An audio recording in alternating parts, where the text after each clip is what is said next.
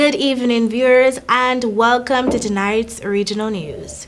We begin with news from Venezuela.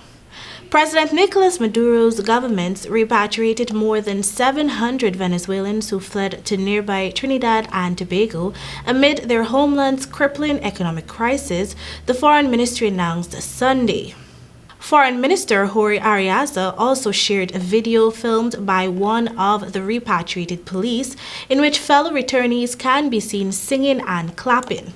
Maduro launched the, I quote, return to the homeland, end of quote, plan in August 2018 to facilitate the voluntary return, initially by land and plane, of Venezuelans who fled the crisis that the government blames on U.S. sanctions. To contain the exodus to Trinidad and Tobago, authorities in the island nation of 1.3 million previously had resorted to deporting migrants.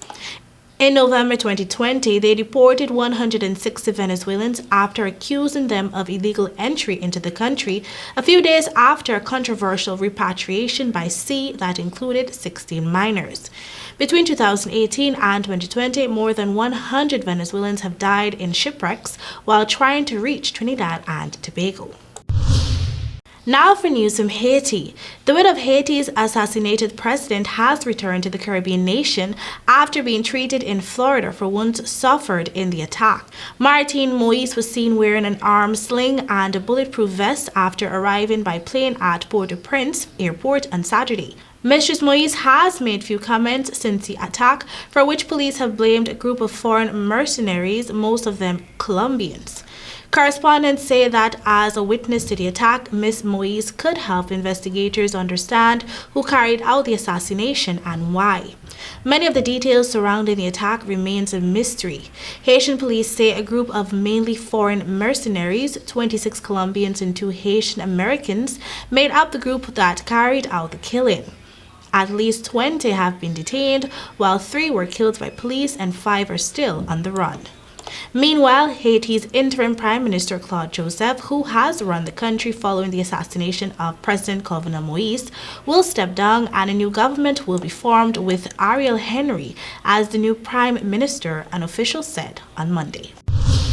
Continuing with more regional news. The Caribbean community CARICOM will within weeks formally open a diplomatic mission in Kenya as the 15-member regional grouping seeks to deepen its relations with Africa.